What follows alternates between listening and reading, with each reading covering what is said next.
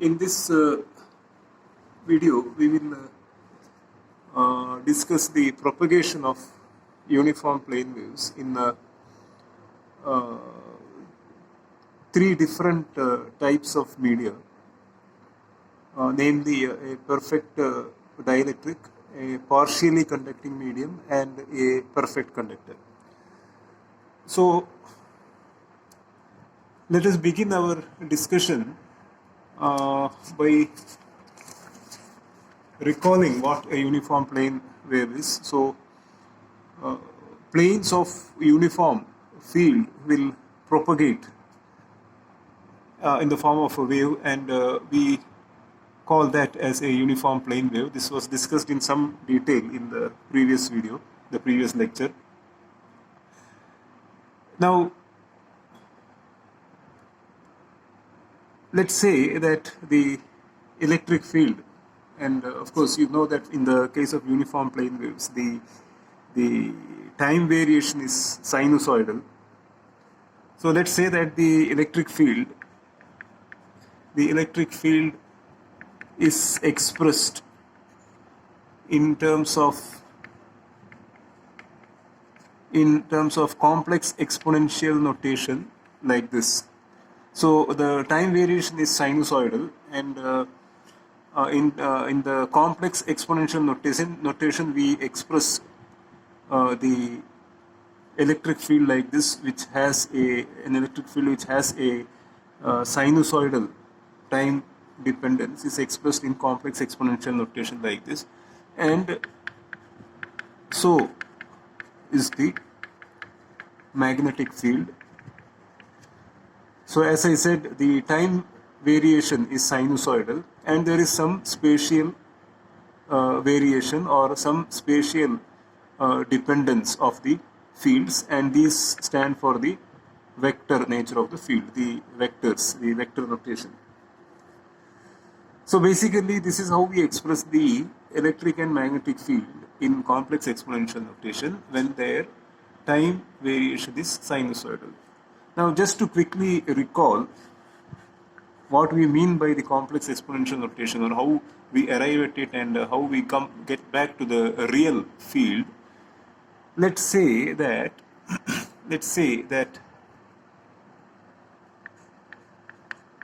the electric field is expressed as, say,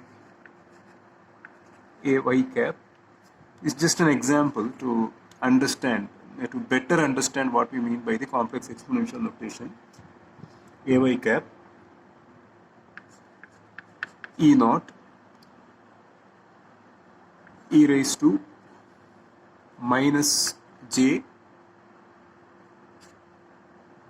phi, a function of z, plus pi by 2 e raised to j omega t. So here this part is a specific example of the general way in which we expressed the spatial dependence of electric field here, and anyhow time dependence is sinusoidal, so we retain the notation as it is. So if this is the case, so I'm just giving you an example of how this appears, how this can look like. If this is the case, and of course if you, in case you want another example, it could be something like x or xy, whatever it is. So I will just, to keep things simple, I will just take it as z, because it's just an example to make one understand what we actually mean by this notation. So this becomes ay cap E naught e raised to j omega t. So I will combine these exponential terms, e raised to j omega t minus phi z minus pi by 2, and what is of final concern to us is the real part of this. As you may recall from the complex exponential notation, the real part of this is, when I write, the electric field becomes cos omega t minus phi z minus pi by 2, which is the same as ay cap e naught sin omega t minus phi z.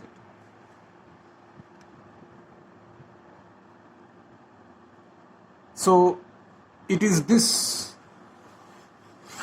that we wrote like this.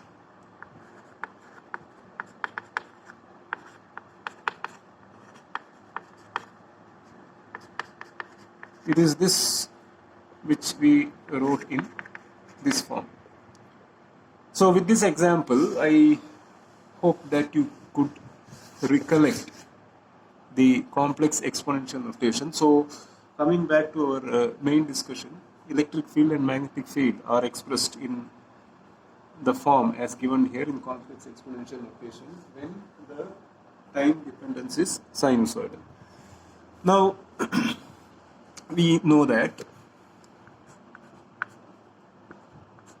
the Maxwell's equation curl of E is equal to minus dou B by dou T, which is minus mu dou H by dou T, where of course it's implied that mu does not change with respect to time. That's why I could take it out of the derivative. So minus mu dou H by dou T and H. So we are proceeding with a time variation of the field is sinusoidal, and in complex exponential notation we write like this. Now when we substitute this H over here, what happens is curl of E will become minus mu a time derivative of this, which will a omega e raised to j omega function which is time dependent. So when you differentiate that with respect to time, you will get j omega e raised to j omega t. That j omega I am writing here. So minus mu j omega h naught x y z e raised to j omega t. So this, if you see, this is nothing but h itself. It is nothing but h itself. So we write like this. So we write it like this. So now we have the Maxwell's equation curl E is equal to minus dou B by dou T like this when the fields are expressed in terms of complex exponential notation. Now in the same way, let us take the next Maxwell's equation, that is curl of H is equal to J plus dou D by dou T. So let's take the next Maxwell's equation, and the right hand side can be expressed as sigma E, because J is equal to sigma E, that is the Ohm's law, plus epsilon dou E by dou T.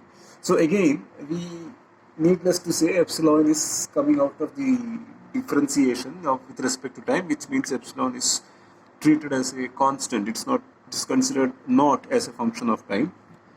And now we substitute for the electric field as we have it here, and when we do that, the result will be curl H equal to sigma E, and for reasons why you ended up getting a j omega here, you will end up getting a j omega here as well, and the result and the expression here gets converted to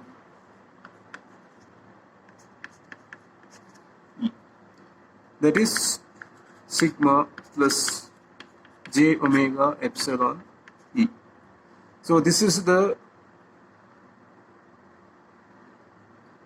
next of the Maxwell's equation when the field has a sinusoidal time dependence and when we express it as in terms of the complex exponential notation. Now with this, Of course, the other two Maxwell's equations stay unchanged, even if you are expressing the field in terms of complex exponential notation, because even if the field has sinusoidal variation and you express it in complex exponential notation, because there is no time derivative in the other two equations, that is divergence of D is equal to rho V and divergence of B is equal to 0. So now what we do is we take the curl of this equation. So we take the curl of this equation. That means we will do curl of E, and on the right hand side we have to take curl of this. Since mu and omega as well as J are treated as not functions of spatial coordinates as well. So mu is not treated as a spatial coordinate when we take the curl, which means that the medium is treated to be homogeneous, and hence when we take the curl of this, we take the curl of E, and here we will end up doing minus mu j omega curl of H. So let's do that. We'll take the curl of this.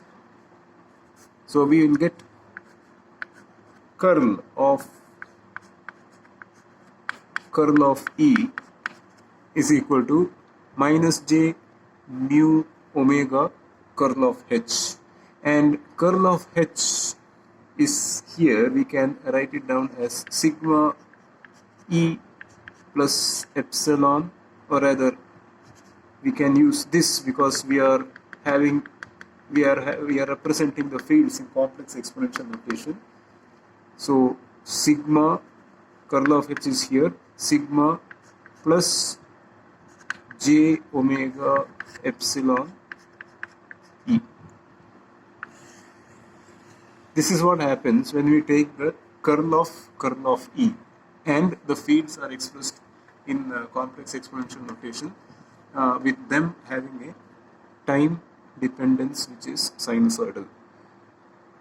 So we now make use of a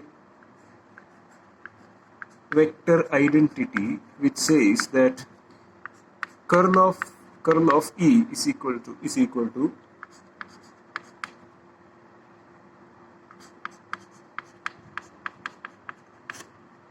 del dot E minus del square E.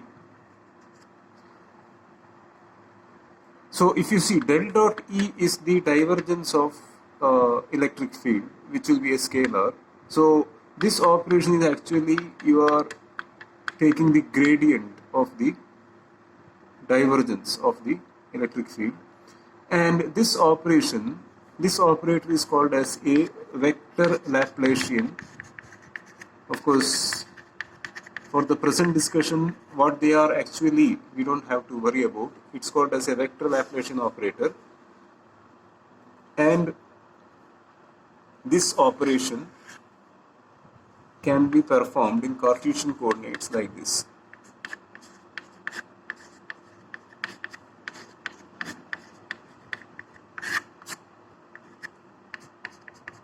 So the vector field here gets twice differentiated with respect to x, plus the field gets twice differentiated with respect to y, plus the field gets twice differentiated with respect to z. That is what we mean by this operation. That is in Cartesian coordinates. And when we come to this, what is interesting is that if we assume a region free of stored charges, there can be flowing charges, that is, there can be current. A current is actually movement of a charge, but there are no sources of electric flux. That means there are no stored charges. When the medium is such, you know that del dot D, which is equal to rho V, becomes 0, because there is no stored charge density there. There is no electric charge density. There is only a movement. So divergence of D is equal to 0 actually means that the electric flux entering a region is equal to the flux leaving it.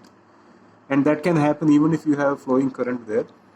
but there will be no stationary stored charges. So under such conditions, del dot D becomes 0, and epsilon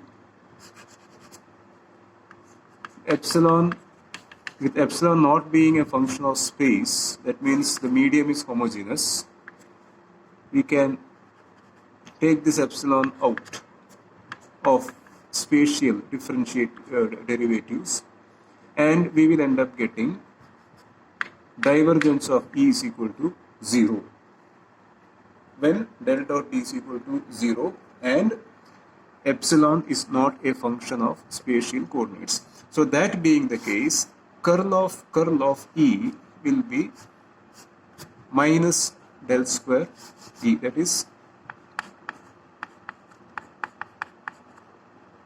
this part, the left hand side, can simply be replaced with this.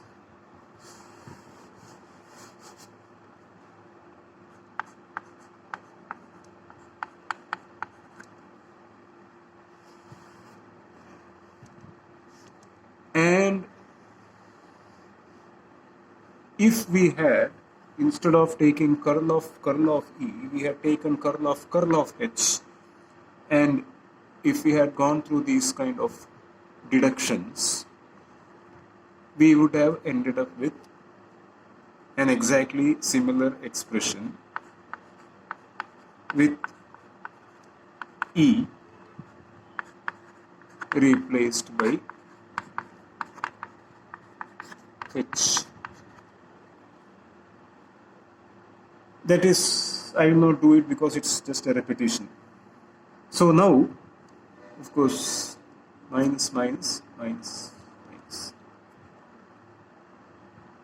Now we can rewrite, we can make it appear a bit more compact. Del square E is equal to, so what we do here is we will take j omega as a common factor outside.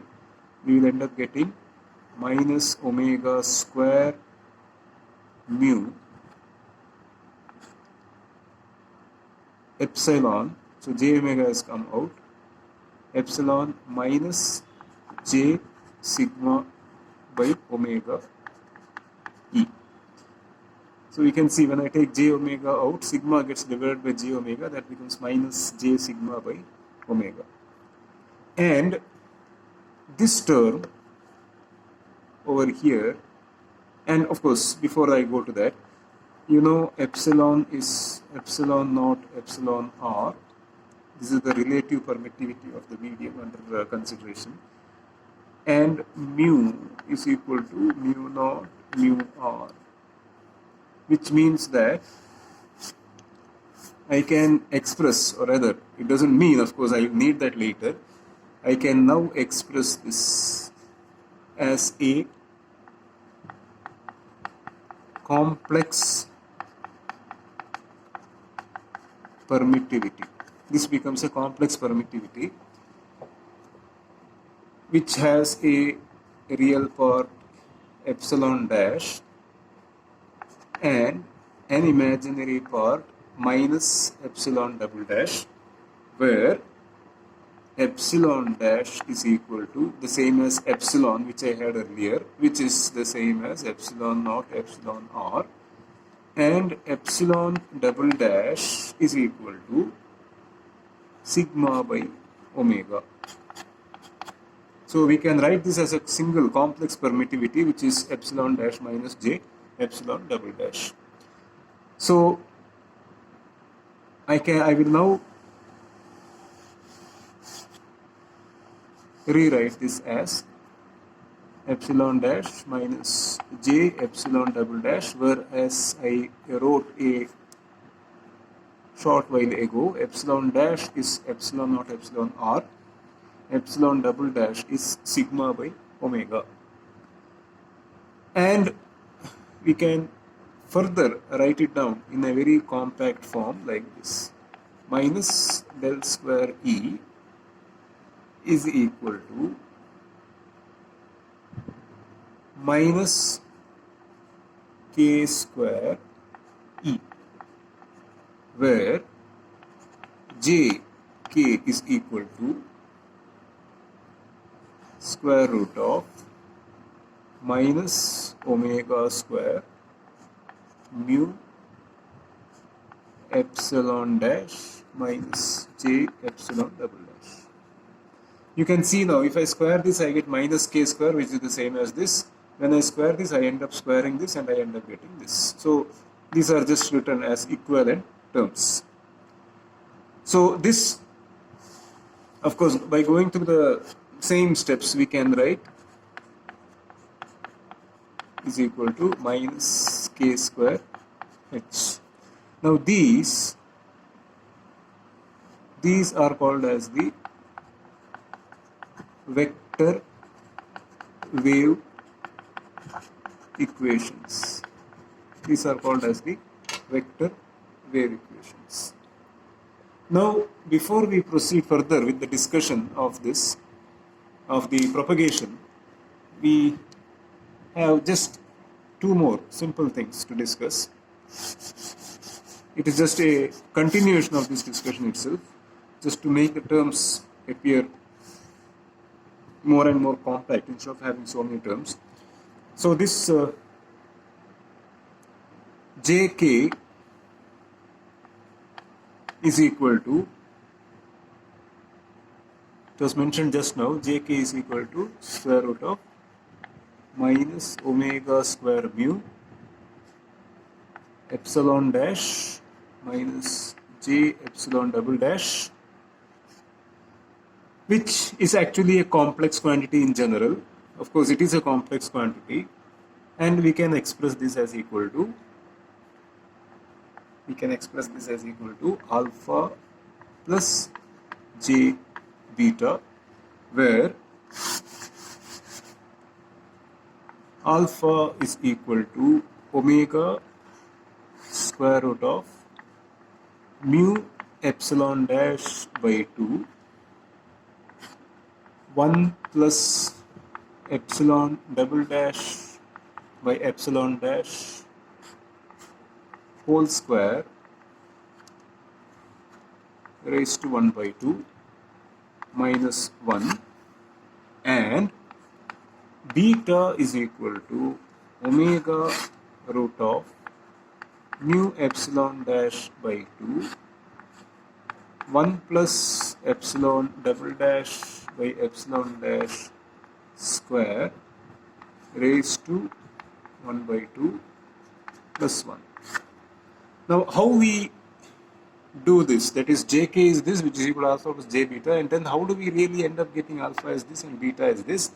I have given a link in the description of this video where I have made a small video which shows how it is possible, how we can arrive at alpha is equal to this and beta is equal to this. I don't want to do it here because it's not of direct relevance to our current discussion. All that we have to know for to understand the discussion which is going to ensue is that jk is this, which can be expressed as alpha plus j beta, where alpha is this and beta is this. And just to reiterate, epsilon dash is the same as epsilon, which is equal to epsilon naught epsilon r, and epsilon double dash is sigma by omega. So with this knowledge, we will proceed further, and now that we have certain terms which have certain lengthy terms have been put into simpler, smaller terms, so to say. So remember j, k, or k for that matter, alpha and beta, and this is the relation which will be handy later on. Okay, now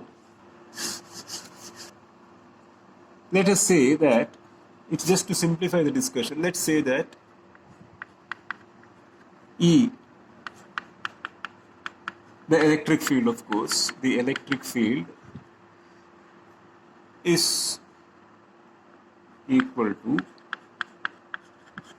Ez, e raised to j omega t. So I simplify the thing by saying that instead of being a function of x, y, z, it's just only a function of z, and that is equal to a e cap, that is the unit vector which gives the direction to this electric field,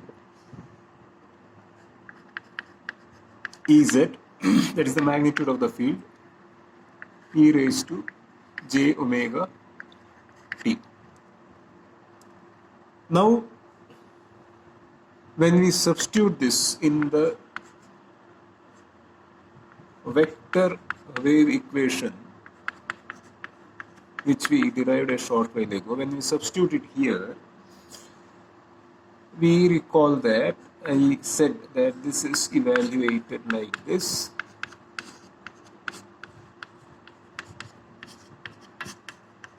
It's evaluated like this. It operates on the electric field, and our electric field is this.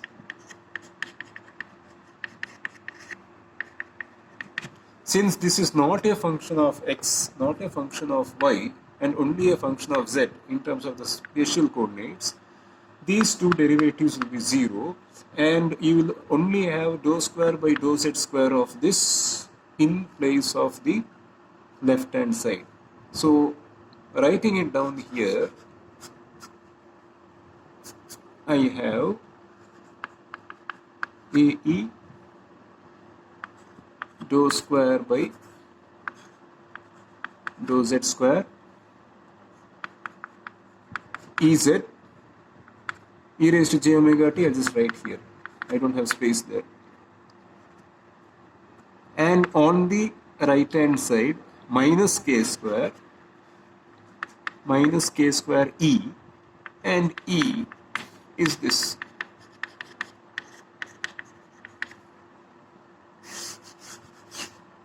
Now you see that this is not necessary, this is not necessary, the equation remains unchanged. So we have, under this assumption we have the equation simplifying to this. It simplifies to this, and from very elementary calculus, you know how to solve this. Ez is equal to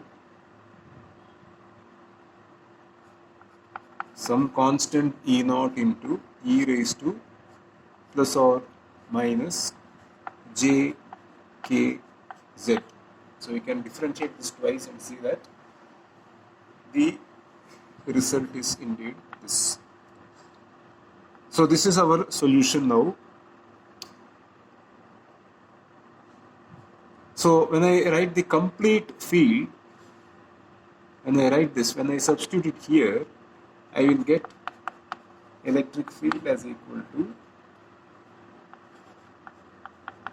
AE E naught e raised to plus or minus j k z e raised to j omega t, which is AE cap E naught e raised to j omega t plus or minus kz, which in reality is AE cap E naught cos omega t plus or minus kz. This is what it is, and you can recall that this is very familiar, very similar to the electric field which we considered in that example in the previous video. That electric field constituted, we saw in the end that electric field was actually a uniform plane wave, that of a uniform plane wave, and so is this actually. But before we definitely say that, we just have to, for our convenience, we change this to AX cap, because it's just the direction of the electric field. So I can choose the orientation of my axis in such a way that the electric field is directed towards the X direction. So instead of AE cap, I'll put AX cap. In case you don't like AX cap, you can put AY cap. You can even put a combination of two, because it's just a direction, but you cannot put AZ cap here for reasons which I will explain later. You cannot put AZ cap, you have to put either AX cap, AY cap, or a combination of the two, which results in a unit vector, of course. You cannot have an AZ cap or a component for this which is in the z direction. That we will discuss why it is so, that we will discuss later. Now finally, before we go to the actual discussion on propagation, we will quickly take the curl of E. We will evaluate the curl of E rather. And the curl of E gets evaluated like this.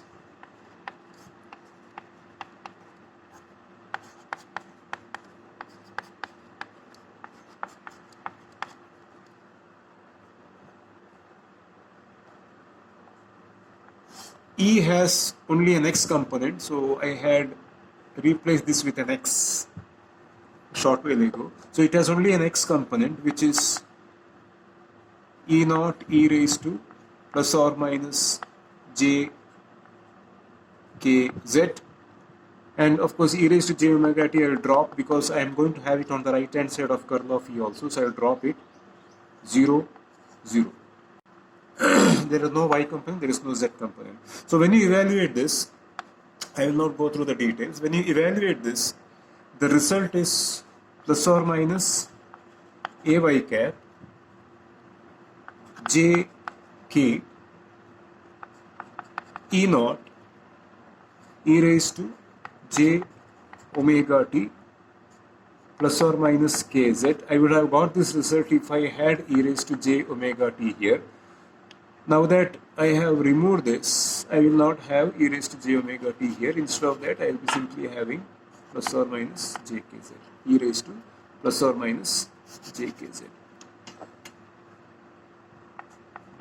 I will not evaluate this step by step. You have to do it and verify this answer. And we know that curl of E is equal to dou B by dou T, and dou B by curl of E is actually minus dou B by dou T, and that had actually turned out to be minus j omega mu h naught e raised to plus or minus jkz.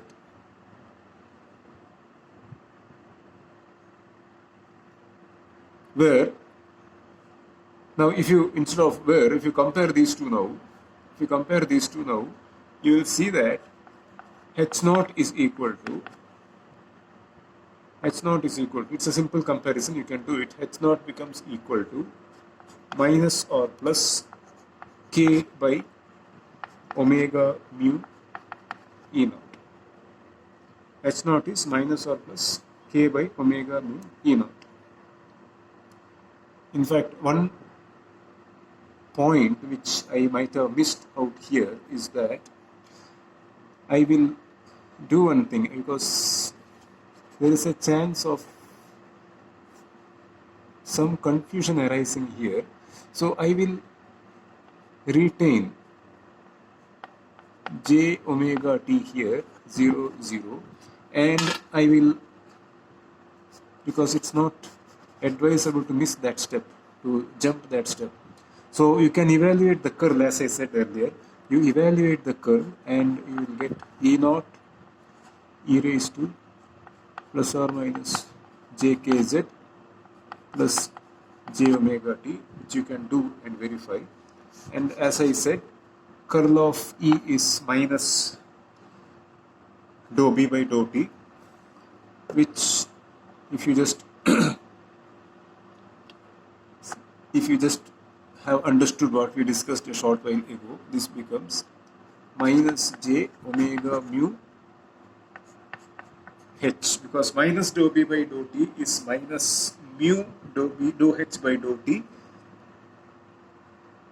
and since h has a, in fact all the fields in this discussion have a sinusoidal time dependence and they are expressed in complex exponential notation, we get the right hand side like this. Now I can, this is the step which I jumped, therefore h becomes, you can compare now, and h becomes minus or plus ay cap jk divided by j omega mu E naught e raised to j omega t plus or minus kz. So that means if this is plus, this will be minus, and if this is minus, this will be plus.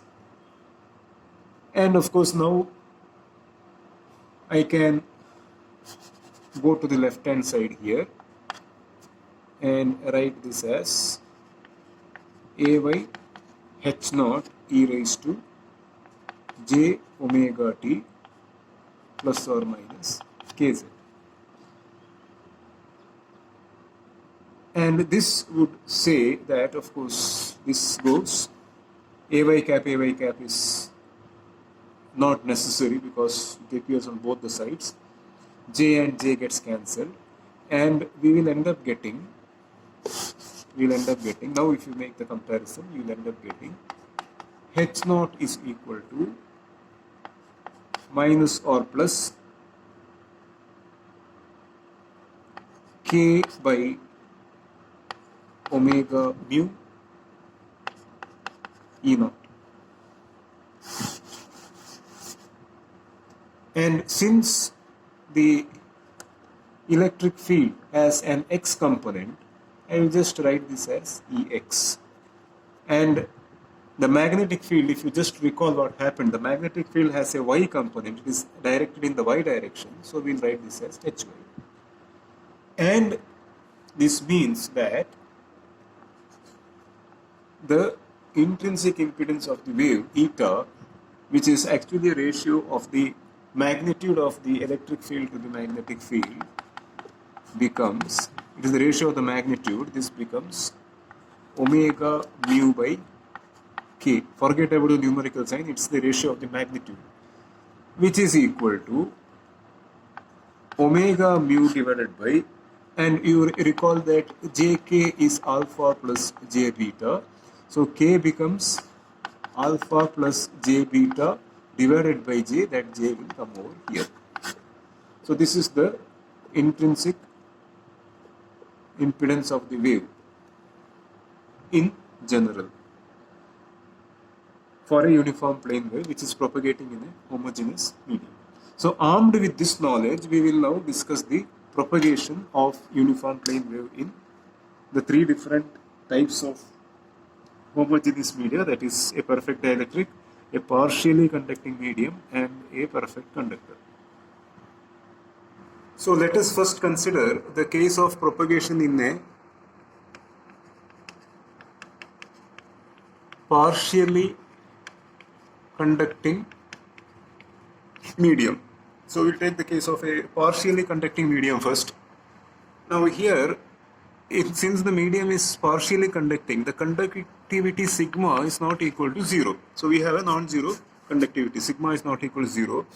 And consequently, epsilon double dash, which is equal to, that is the imaginary part of the permittivity, is equal to sigma by omega, which we had discussed earlier, and this is not equal to 0. So since sigma is not equal to 0, since it's a partially conducting medium, epsilon double dash is consequently not equal to 0.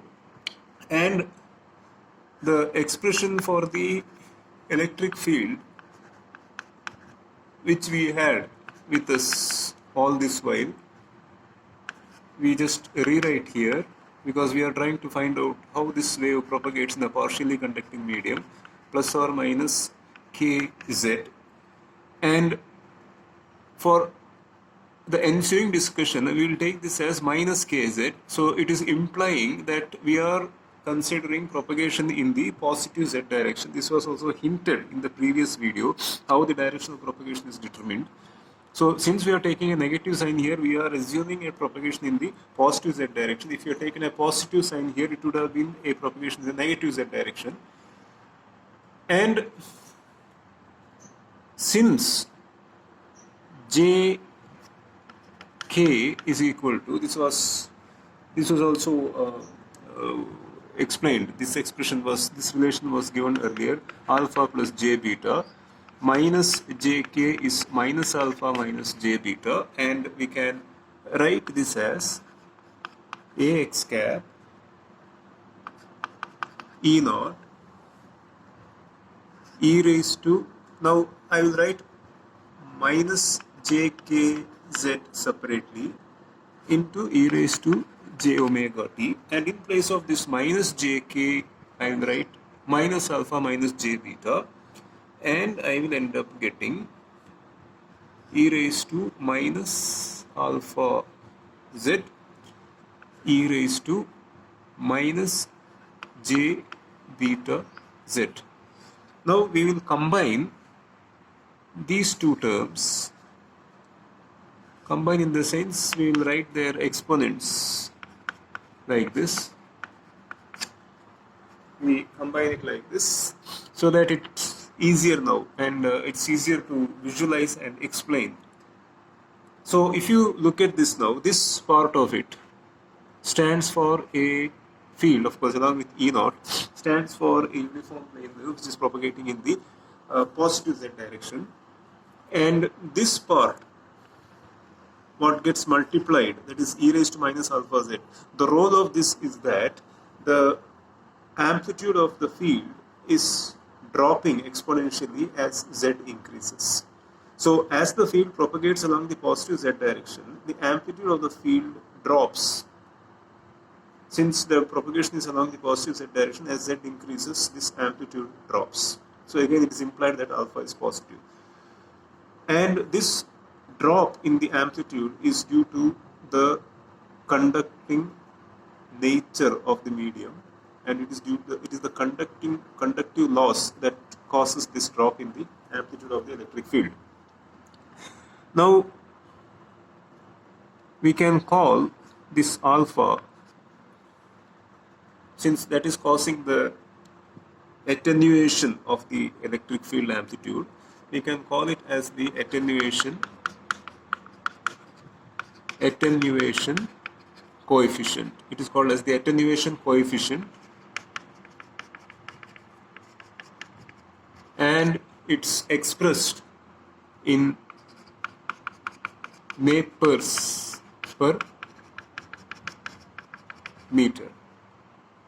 Similarly, beta can be called as the phase constant coefficient expressed in radians per meter. So beta z is the one which determines the phase of the field as it propagates in the z direction, and we call it as the phase constant. And k, which is a combination of alpha and beta, is called as the propagation constant. It's called as the propagation constant. Now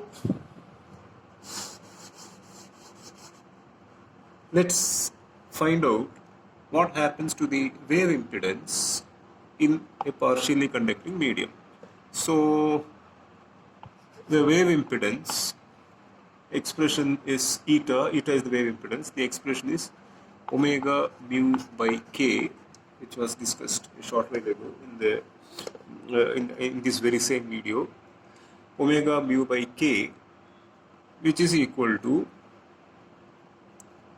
again this relation was discussed, omega mu by minus j square root of minus omega square mu epsilon dash minus j epsilon double dash. Now we can take this minus j inside the square root, and when you take the minus j inside the square root, it becomes minus 1, and in the numerator we can multiply with square root of mu. So when I multiply numerator with square root of mu, I have to compensate it by raising the mu here to the power of 2, because I have to multiply the denominator also with square root of mu. And this minus j, when I take inside, it becomes minus 1, and consequently this becomes plus omega square.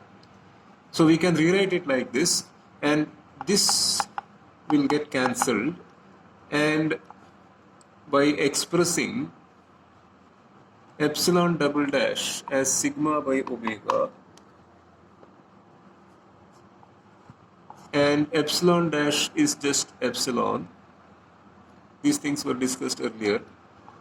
We can cancel this, take epsilon out of this bracket and rewrite this as mu by epsilon, that is square root of mu by epsilon divided by 1 minus j sigma by omega epsilon.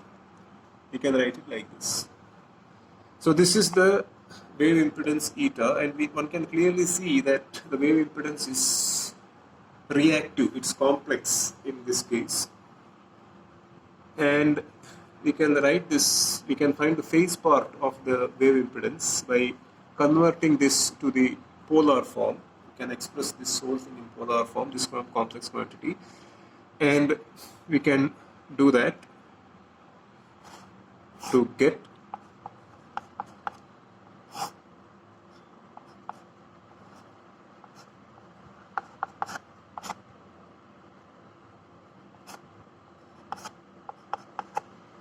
so 1 plus sigma by omega epsilon square, that is 1 square plus sigma by omega epsilon square, the whole raised to 1 by 2. And the phase part of this will be exponential of minus j tan inverse sigma by omega epsilon. So that will be here in the denominator, exponential of minus j tan inverse sigma by omega epsilon, and that can be brought to the numerator to end up getting exponential of j tan inverse sigma by omega epsilon, and it can be taken out of the square root to express it as exponential of j by 2 tan inverse sigma by omega epsilon. So this is the phase part of the wave impedance eta. Now, due to this,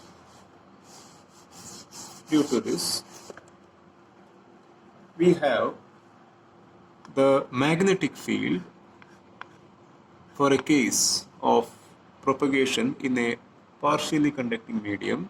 The magnetic field is equal to ay cap. Why is the magnetic field in the y direction? This is something you know. We had discussed this a short while ago.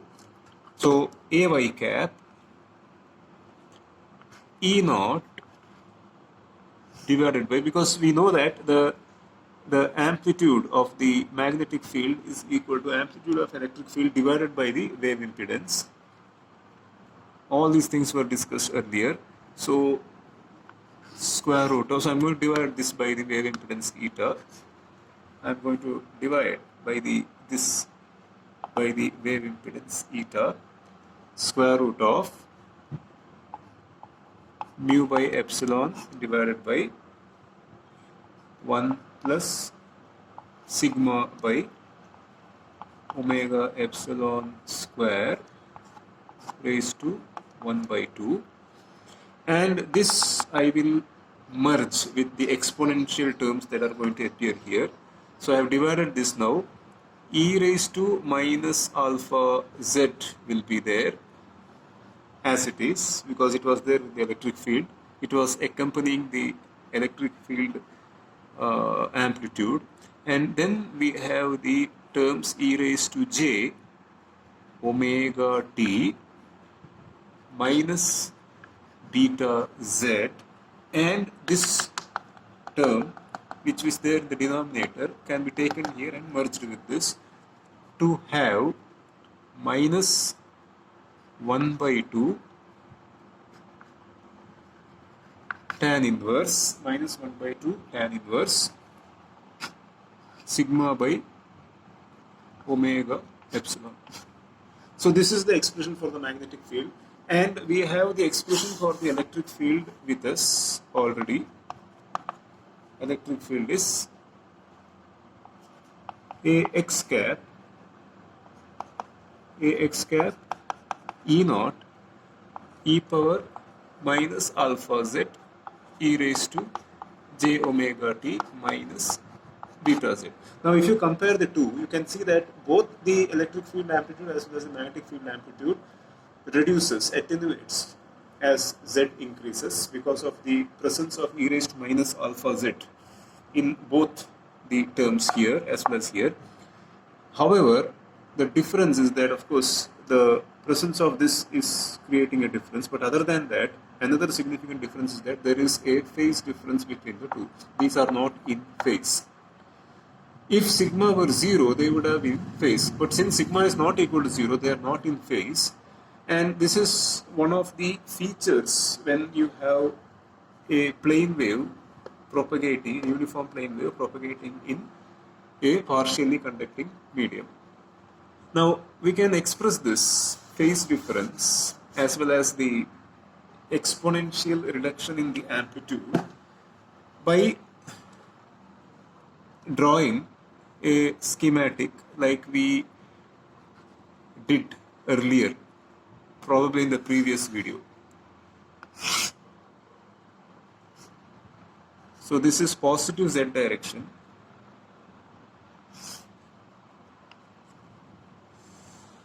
This is y and this is x. Let's have the orientation like this. Now the electric field, I will draw only the relevant part, j omega t minus beta z. This is the electric field, and that is the same as in when you look at the real part of it, it is cos omega t minus beta z. And the electric field, when I just plot at z equal to 0, and when I freeze time, say time t0, I just get the electric field like this. This was done earlier. And for other values of z, I can plot the field direction, and we know that the profile would follow a sinusoidal variation. Now, one additional factor here is the presence of e raised to minus alpha z, which results in a reduction in the amplitude as z increases. There will be a reduction in the amplitude. Now that we have to capture. So we can express the schematic diagram. We can draw the schematic diagram like this. So there will be an exponential decay. It may be slightly exaggerated here, but there is a decay like this. So this will follow an exponential profile. This is what happens when a wave propagates in a partially conducting medium. Everything else remains the same. The decay, exponential decay will be there. So this is the electric field. Now, when it comes to the magnetic field, we have e raised to minus alpha z and e raised to j omega t minus beta z minus 1 by 2 tan inverse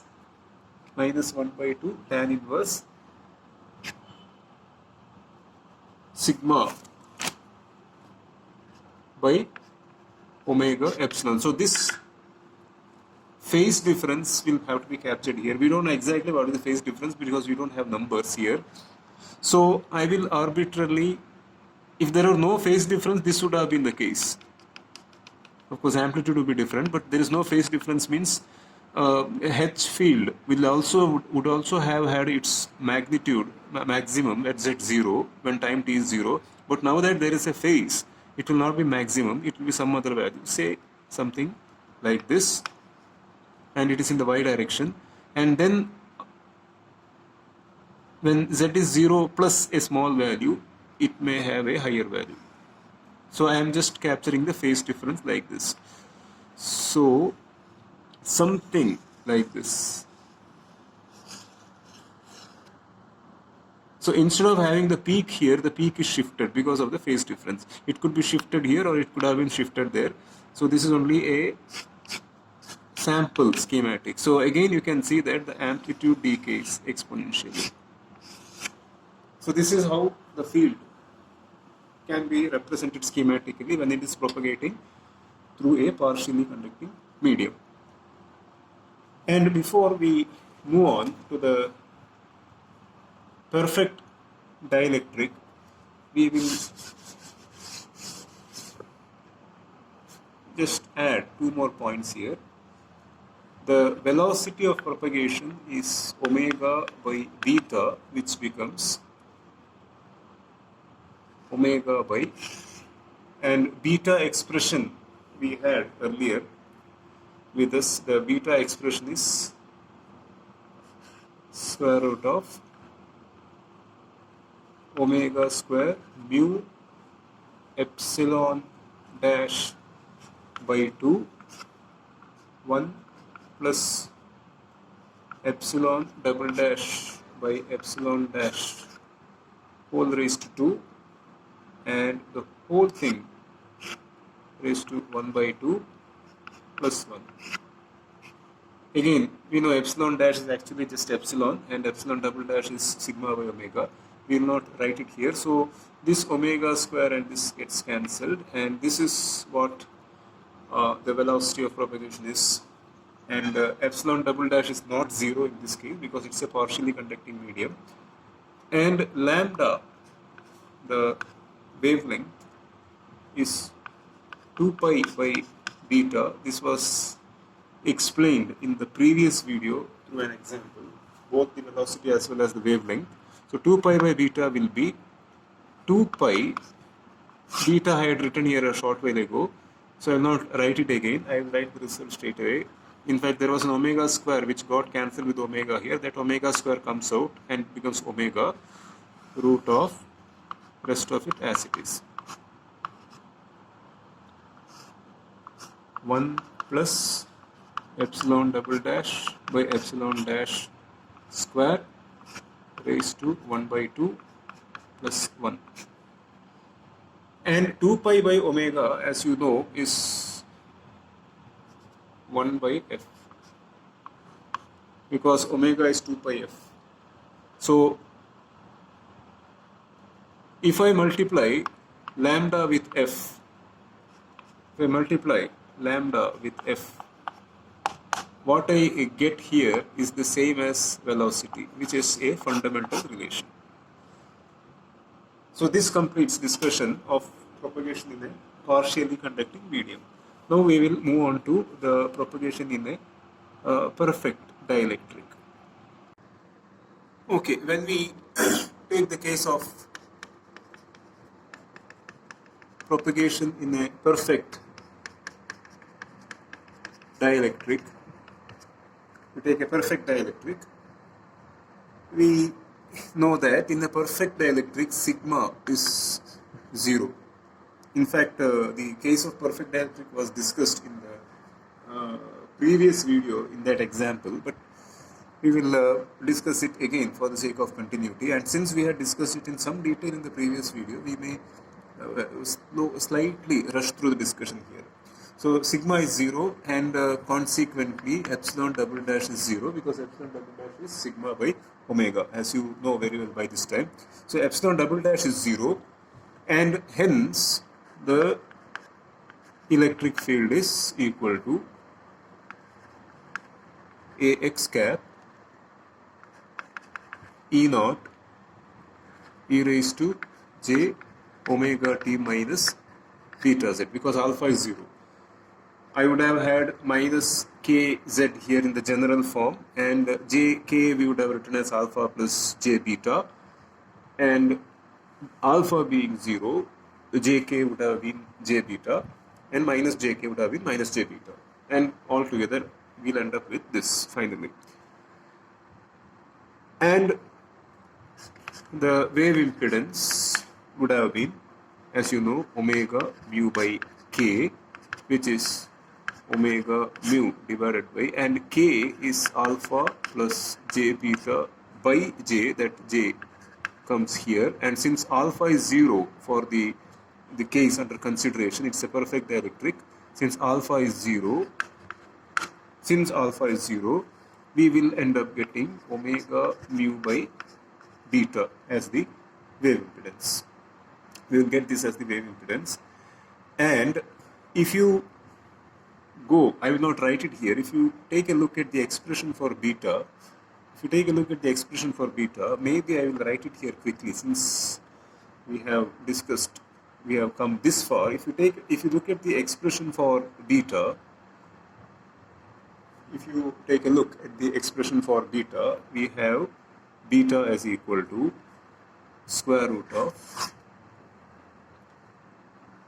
omega square mu epsilon dash by 2, 1 plus epsilon double dash by epsilon dash square raised to 1 by 2, the whole raised to 1 by 2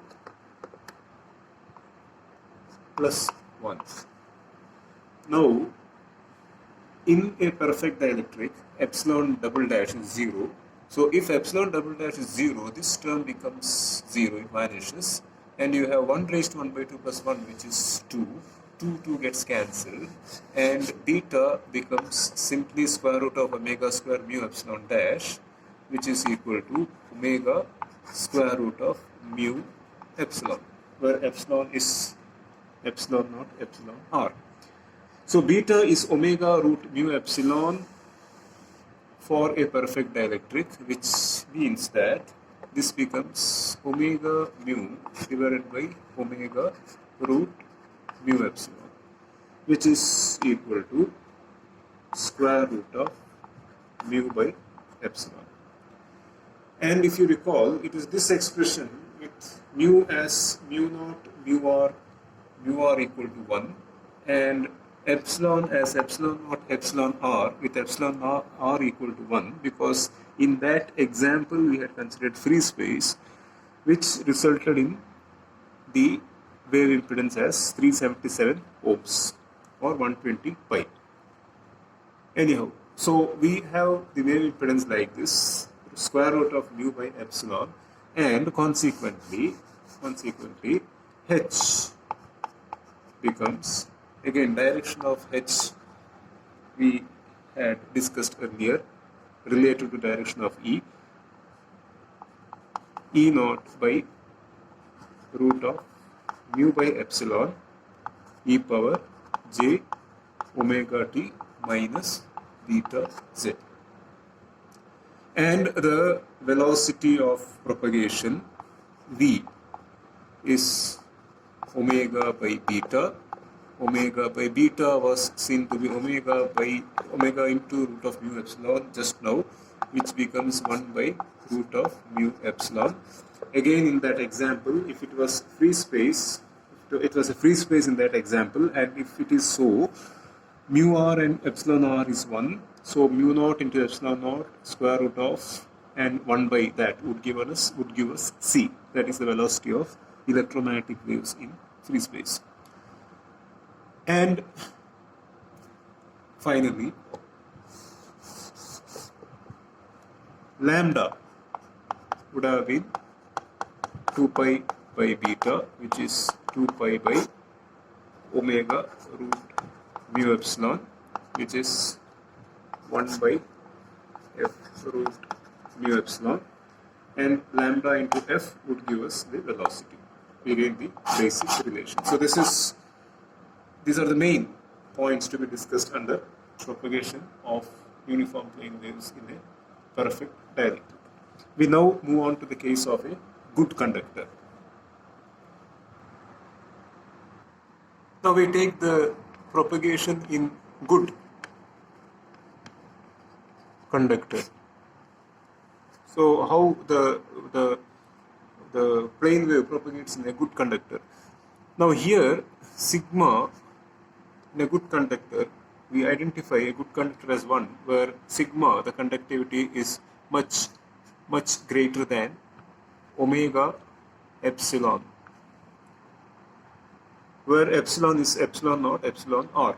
So sigma, whenever sigma is much greater than omega epsilon, we identify it as a good conductor, and this means that sigma by omega which is epsilon double dash, sigma by omega is epsilon double dash, which is much greater than epsilon, which is the same as epsilon dash. So a good conductor is one where epsilon double dash becomes much greater than epsilon dash, can be translated roughly as the imaginary part of the complex permittivity becoming much more dominant compared to the real part of the complex permittivity. Now, consequently, what happens to alpha and beta is very important. So, alpha is square root of, these expressions were given earlier, omega square mu epsilon dash by 2, 1 plus epsilon double dash by epsilon dash square whole raised to 1 by 2 minus 1. So what happens to alpha is that when epsilon double dash starts to dominate compared to epsilon dash, this term will become large and it is further squared. So what happens is this term will start to dominate in this entire expression. So once this term starts to dominate, this entire expression can be approximated as this itself, epsilon double dash by epsilon dash the whole square raised to 1 by 2, which is nothing but epsilon double dash by epsilon dash. So this whole term will end up becoming closer and closer to epsilon double dash by epsilon dash as this term starts to dominate. They are going to become much greater than 1, because as we saw here, in a good conductor epsilon double dash is much greater than epsilon dash. So alpha can be approximated very closely to square root of omega square mu epsilon dash by 2 into epsilon double dash by epsilon dash. This will get cancelled and this becomes omega square root of mu by 2 sigma by omega, because epsilon double dash is sigma by omega, which further becomes equal to square root of omega mu sigma by 2, square root of omega mu sigma by 2. And this is the same as, since omega is 2 pi f, this is the same as square root of, this is 2 pi f, so pi f mu sigma. There is a special name for this. There is a special name for this in the sense 1 by square root of pi f mu sigma. 1 by square root of pi f mu sigma is called as equal to delta the skin depth or depth of penetration. There is a reason for this, we will see now in a short way once we come to the question. So in a good conductor, alpha can be approximated as square root of omega mu sigma by 2, which is the same as square root of pi f mu sigma, and since 1 by square root of pi f mu sigma is delta, we can write alpha as equal to 1 by delta. So equal to 1 by delta. Now similarly, what happens to beta? So beta expression, the difference is that this becomes positive, but as epsilon dash double dash becomes much more than epsilon dash, the numerical sign of this becomes insignificant, and epsilon double dash by epsilon dash, due to the same reasons discussed earlier, will start to dominate in this entire relation. In this, within this brackets, this term will start to dominate, and we will end up getting beta is also approximately equal to this. So in the case of a good conductor, alpha as well as beta can be approximated very well as square root of omega mu sigma by 2, which is equal to 1 by delta, where delta is the skin depth given by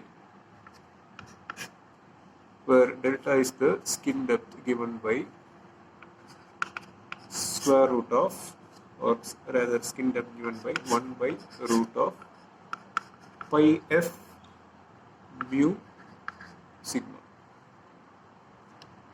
Now with this, let us find out what will be the wave impedance. The wave impedance will be omega mu by k, which is j omega mu divided by alpha plus j beta, because jk is alpha plus j beta, or rather because k is alpha plus j beta by j, and alpha as well as beta is this. So root of omega mu sigma by 2 1 plus j. Alpha, beta, both are the same, so I take it out. So in place of alpha I have 1, in place of beta I have, in place of j beta I have j. And this can be expressed as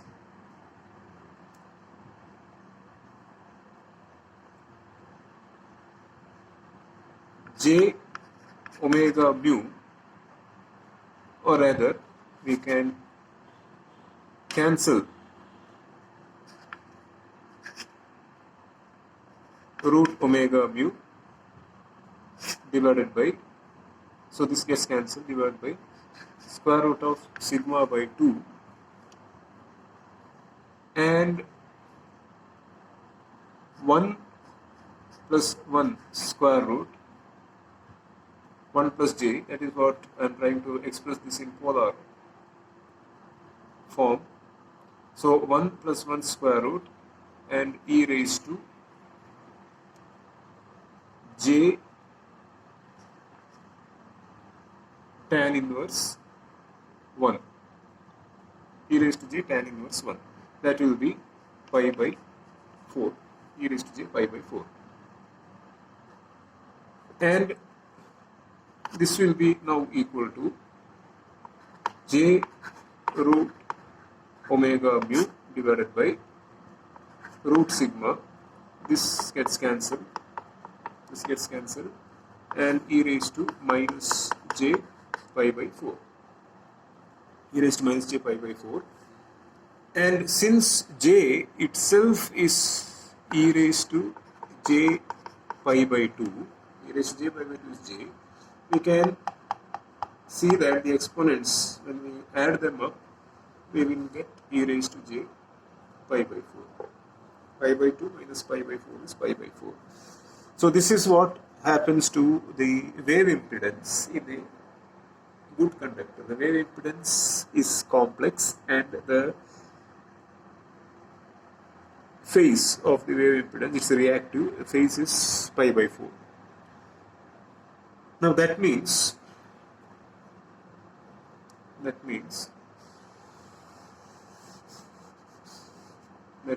electric field will be ax cap E naught e raised to minus alpha z e raised to j omega t minus beta z.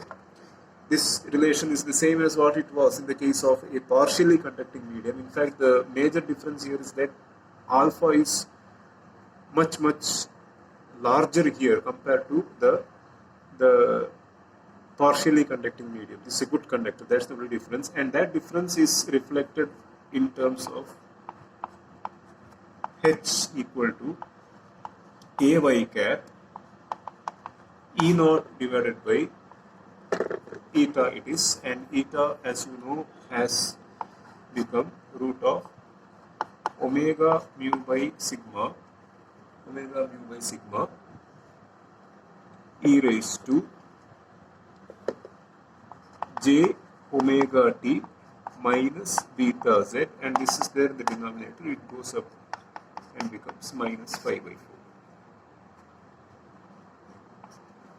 So there will be a 5 by 4 radian or 45-degree phase difference between E and H in the case of propagation in a good conductor, and the good conductor is actually a special case of the partially conducting medium. And what happens to velocity of propagation, which is omega by beta, becomes omega delta, because beta as well as alpha is 1 by delta, and lambda is 2 pi delta, because lambda is 2 pi by beta, which is 2 pi by 1 by delta. And you can see that the relation velocity is equal to frequency into wavelength holds good here as well. And now the reason why we call 1 by delta as the skin, or rather why we call delta as the skin depth. Now if you take a look at the electric field,